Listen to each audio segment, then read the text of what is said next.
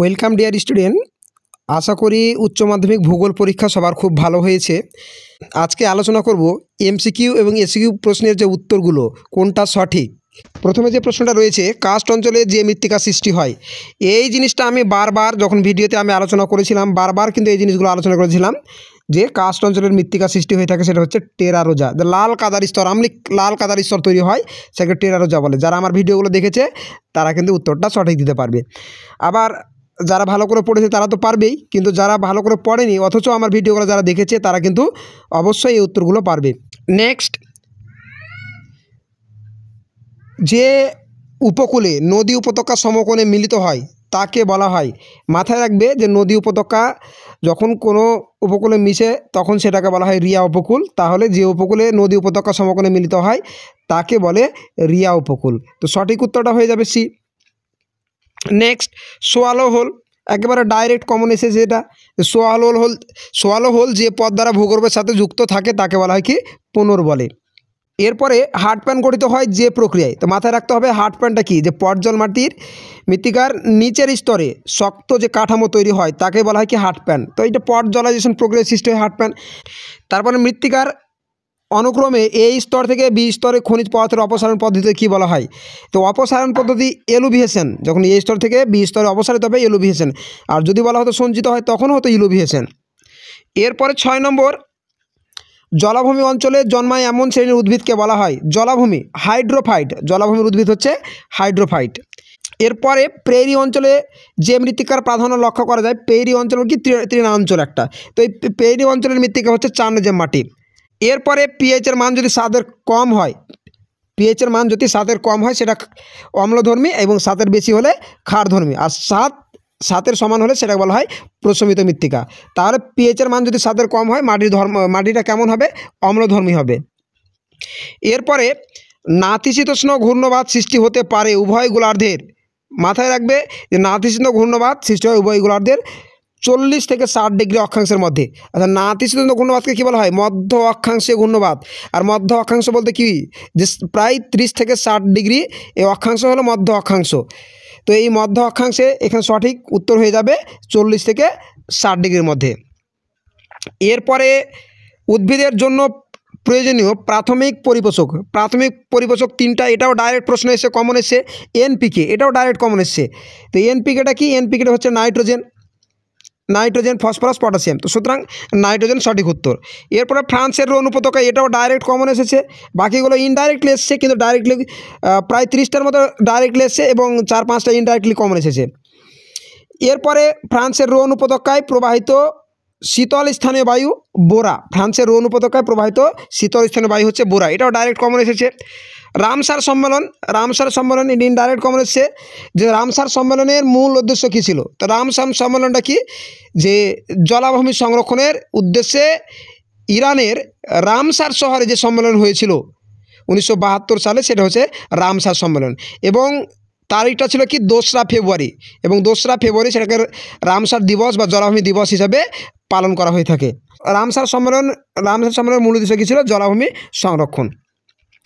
এরপরে জলাধার থেকে একেবারে ডাইরেক্ট প্রশ্ন কমন এসেছে, যে আমি যে অল্প সংখ্যক প্রশ্ন লাস্ট মিনিট সাজেশন হিসাবে দিয়েছিলাম, গোটা বই থেকে খুব অল্প সংখ্যক প্রশ্ন, তার থেকে কিন্তু এটা ডাইরেক্ট প্রশ্ন কমন এসেছে, যে জলাধার থেকে অতিরিক্ত জল ছাড়ার ফলে বর্ষাকালে যে বন্যা হচ্ছে সেটা হচ্ছে আধা প্রাকৃতিক দুর্যোগ। এটা পুরোপুরি প্রাকৃতিকও নয় আর পুরোপুরি কিন্তু মনুষ্য সৃষ্ট নয়, কারণ বর্ষাকালে বৃষ্টির জল অতিরিক্ত হবেই, এটা প্রাকৃতিক কারণ, এবং কিন্তু মানুষ যখন হঠাৎ করে সেই জলটা ছেড়ে দেবে অতিরিক্ত, এর ফলে যখন বন্যা হবে সেটা বলা হয় আধা প্রাকৃতিক দুর্যোগ। 14 নম্বর একটা ডাইরেক্ট কমন, যে সংরক্ষণযোগ্য উদ্ভিদ ও প্রাণীর সংখ্যা যে পুস্তকে নথিভুক্ত করা হয় সেটা হচ্ছে রেড ডাটা বুক। এরপরে বিশুদ্ধ কাঁচামাল আমি ভিডিওটা আগেই বলেছিলাম, বিশুদ্ধ বা অবিশুদ্ধ এবং বিশুদ্ধ কাঁচামালের যে পণ্যসূচক, অবিশুদ্ধ কাঁচামালের পণ্যসূচক কি 1-এর বেশি হবে, 1-এর বেশি মানে এটা।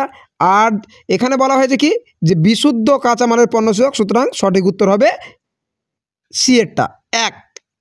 এরপরে শিল্পের অবস্থানগত তত্ত্ব, এটাও ডাইরেক্ট কমন এসছে। শিল্পের অবস্থানগত তত্ত্ব সর্বপ্রথম প্রবর্তন করেন কে, আলফ্রেড ওয়েবার। এরপরে মানুষের একটি গুরুত্বপূর্ণ শিল্প, এটাও ডাইরেক্ট কমন এসছে, রাবার শিল্প হচ্ছে মানুষের একটি গুরুত্বপূর্ণ শিল্প। এরপরে ভারতের কার্পাস বস্ত্রবয়ন শিল্পের উন্নতি লাভের যে কারণটি সর্বাধিক প্রযোজ্য, এই প্রশ্নটা নিয়ে কিন্তু আমি আলোচনা করিনি, শুধু এইটাই আনকমন ছিল যে ভারতে কার্পাস বস্ত্রবয়ন শিল্পের উন্নতি লাভে যে কারণটি সর্বাধিক প্রযোজ্য সেটা হচ্ছে ভারতের কার্পাস বস্ত্রের বিপুল চাহিদা। কিন্তু কার্পাস চাষের উন্নতির কারণ যারা ভালো করে পড়েছে তারা সঠিক এই উত্তরটা ঠিক করতে পারবে। এরপরে জনসংখ্যা বিবর্তনের তত্ত্বটির ধারণা প্রথম কে দিয়েছিল, এটাও ডাইরেক্ট এসছে ওয়ারেন থমসন এই জনবিবরণ তত্ত্বটি প্রথম ধারণা দিয়েছিল। এরপরে জনসংখ্যা বিবর্তন মডেলের প্রথম পর্যায় বলতে কি, এটাও ডাইরেক্ট কমন এসেছে, প্রাক শিল্প বিপ্লবের পর্যায়কালকে বোঝায়। এরপরে নিম্নলিখিত কোনটি বৃহত্তম মেগাসিটি, তো নিম্নলিখিত বৃহত্তম মেগাসিটি কোনটা, বৃহত্তম মেগাসিটি হচ্ছে কলকাতা। আমি ভিডিওর সময় বলেছিলাম যে 4টা মেগাসিটি আছে, এর মধ্যে সবচেয়ে বড় মেগাসিটি হচ্ছে মুম্বাই। এই 4টার মধ্যে সবচেয়ে বড় মেগাসিটি মুম্বাই। এরপরে এসিকিউ যে প্রশ্নগুলো ছিল, ফিওর্ড উপকূল, এটাও কমন এসেছে। ফিওর্ড উপকূল যে হিমবাহ উপত্যকা সমুদ্রের জলে যখন আংশিক নিমজ্জিত হয় তখন সেটাকে বলা হয় কি, ফিওর্ড উপকূল। পশ্চাৎ তটভূমি, এই তটভূমি সম্পর্কে আমি বারবার বলেছিলাম যে পশ্চাৎ তটভূমি কোনটা, যে সম্মুখ তটভূমির অর্থাৎ জোয়ারের জলের ঊর্ধ্বসীমা, সম্মুখ তটভূমি অর্থাৎ জোয়ারের জলের ঊর্ধ্বসীমা থেকে একেবারে উপকূল রেখা পর্যন্ত বিস্তৃত তটভূমিকে বলা হয় পশ্চাৎ তটভূমি। এরপরে অনগামী নদী কাকে বলে, এটাও কমন এসেছে ডাইরেক্ট, যে অনগামী নদী কি, যে শিলার প্রাথমিক ঢাল অনুসরণ করে যে নদী প্রবাহিত হয় সেটাকে বলা হয় অনগামী নদী, যেমন গঙ্গা নদী একটি অনগামী নদী। কেন্দ্র বিমুখ জলনির্গমন প্রণালী কাকে বলে, এটাও কমন এসেছে, যে যখন কোনো উঁচু ভূমি থেকে বা কোনো গম্বুজাকৃতি পাহাড় থেকে নদীগুলো বিভিন্ন দিকে প্রসারিত হয় তখন সেটা বলা হয় কেন্দ্র বিমুখ জলনির্গমন প্রণালী। এরপরে নদী মঞ্চ কাকে বলে, এটাও কমন এসেছে, যে নদী মঞ্চ, আমি যে প্রশ্নগুলো সাজেশন দিয়েছিলাম তার মধ্যে রয়েছে নদী মঞ্চ কাকে বলে। আঞ্চলিক মাটি কাকে বলে, আঞ্চলিক মাটি কোনগুলো, দেখুন কোনো একটি অঞ্চলে জলবায়ু এবং স্বাভাবিক উদ্ভিদের ওপর ভিত্তি করে যে মাটি গড়ে ওঠে সেটা হচ্ছে আঞ্চলিক মাটি। এরপরে সোলাম কি, এটাও কমন এসেছে, মৃত্তিকার এ এবং বি স্তরকে একত্রে সোলাম বলা হয়ে থাকে। এই সোলাম লাতিন শব্দ সোলাম, যার অর্থ হচ্ছে মেঝে বা ফ্লোর। অ্যাটল, এটাও কমন এসেছে। তো অ্যাটল কি, কোনো দ্বীপের চারপাশে আংটির নেই যখন প্রবাল প্রাচীর গড়ে ওঠে সেটাকে বলা হয় অ্যাটল। প্রশমন রেখা, এটাও কমন, প্রশমন রেখা কাকে বলে, যখন একটি নির্দিষ্ট লাইন বরাবর যখন অনেকগুলি প্রশমন সৃষ্টি হয় তখন সেটাকে বলা হয় প্রশমন রেখা। এরপরে ভাসমান জলজ উদ্ভিদের মূল কেমন হবে, গুচ্ছ প্রকৃতির হবে। তোমরা তো দেখেছো যে কুচুরিপানাগুলো, ওদের মূলগুলো উঠে দেখবে যে গুচ্ছমূল।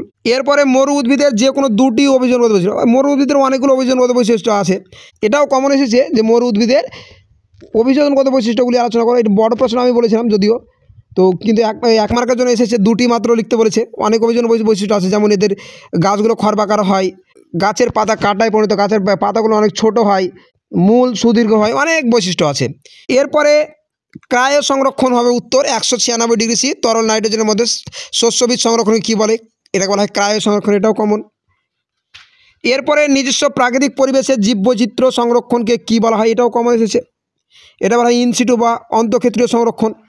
রেগোলিথ কি, এটাও কমন এসেছে, রেগোলিথ কি, যে আবহ বিকারের ফলে চূর্ণবিচূর্ণ শিলার স্তরকে বলা হয় রেগোলিথ। 10 নম্বর অনসারী শিল্প, এটাও কমন এসেছে, যে কোনো বৃহদায়তন শিল্পকে কেন্দ্র করে গড়ে ওঠা ছোটো ছোটো শিল্পগুলিকে বলা হয় বৃহদায়তন শিল্পের অনসারী শিল্প, যেমন পেট্রোকেমিক্যাল শিল্পকে কেন্দ্র করে গড়ে ওঠা প্লাস্টিক শিল্প। দুর্গাপুরকে ভারতের রুট বলা হয় কেন, এটা বড় প্রশ্নে দেওয়া ঠিক হয়নি। ও তারপরে 1 মার্কের ক্ষেত্রে আমি যদিও বড় প্রশ্ন কমন দিয়েছি, দুর্গাপুরকে ভারতের রুট বলা হয় কেন, কারণ যে যেমন রুড অঞ্চল রাইন এবং তার 2 উপনদীর সংযোগস্থলে গড়ে উঠেছে স্থানীয় কয়লা ভিত্তিতে, একই রকমভাবে দুর্গাপুরেও স্থানীয় কয়লা দামোদর নদীর জল এবং স্থানীয় কয়লার উপর ভিত্তি করে গড়ে উঠেছে দুর্গাপুরের লৌহ ইস্পাত শিল্প। এই জন্য দুর্গাপুরকে ভারতের রুট বলা হয়। অনেক কারণ আছে, অনেক বেশি করে লেখা সম্ভব নয় 1 মার্কের ক্ষেত্রে। মানুষ জমি অনুপাতের সংজ্ঞা দাও, এটাও কমন, ডাইরেক্ট একেবারে কমন, যে মানুষ জমি অনুপাত বলতে কী বোঝায়, যে কার্যকরী জমি এবং মানুষের অনুপাতকে বলা হয় কি মানুষ জমি অনুপাত। অবিশুদ্ধ কাঁচামাল ব্যবহার করে গড়ে ওঠে এমন দুটি শিল্প, অনেকগুলো আছে, লৌহ ইস্পাত শিল্প আছে, পেট্রোকেমিক্যাল শিল্প আছে, এগুলো হচ্ছে অবিশুদ্ধ কাঁচামালকে কেন্দ্র করে গড়ে ওঠা শিল্প। এরপর এটা আরও সহজ, যে রৌরকেল্লা, বোকারো, ভিলাই এই 3 শহরে কোন বৃহৎ শিল্প, সবটাই তো লৌহ ইস্পাত শিল্প, যারা ভালো করে পড়ে তারা খুব সহজে পারবে। খাদ্য প্রক্রিয়াকরণ শিল্পের 2টি সমস্যা, অনেকগুলো সমস্যা আছে, আমি বড় প্রশ্ন দিয়েছি যে খাদ্য প্রক্রিয়া শিল্পের সমস্যাগুলো আলোচনা করো, তা আমি এখানে এখানে 1 মার্কের জন্য এসে যে কোনো 2টি সমস্যা। উন্নত প্রযুক্তির অভাব আছে, তারপর উন্নত মানের যে খাদ্যশস্য, উন্নত মানের খাদ্যশস্যের অভাব, মজুতকরণের বা হিমঘরের অভাব আছে। অস্থান শিল্প, ফুড লুজ ইন্ডাস্ট্রি, এটাও খুব সহজ একটি প্রশ্ন, এটাও কমন এসেছে। অস্থান শিল্প বা শিকড়ালা শিল্প, যেসব শিল্পের কাঁচামাল বিশুদ্ধ প্রকৃতির, সেই সব শিল্পগুলো বাজার কিংবা কাঁচামালের উৎস যে কোনো স্থানে গড়ে উঠতে পারে, সেটাকে বলা হয় কি অস্থান শিল্প বা শিকড়ালা শিল্প। যেমন কার্পাস বয়ন শিল্প। জিডিপি, এইটা শুধু আনকমন এসেছে, যে আনকমন কিছু না, যারা পড়েছে তার কাছে সবাই কমন। জিডিপি কি? Gross development product. এই ছিল 14টা এমসিকিউ। এবং বড় প্রশ্নগুলো, আমার বড় প্রশ্নগুলো এটাও কমন এসেছে, বিএডটাও কমন এসেছে, অথবা দিয়ে যেটা আছে এটাও পুরোটা কমন এসেছে। সমস্ত প্রশ্নই কিন্তু কমন এসেছে। উপযুক্ত চিত্রসহ নাজিত ঘূর্ণবাতের জীবনচক্র, ওজন গহ্বর বলতে কী বোঝো, এগুলো সবটাই কমন আছে।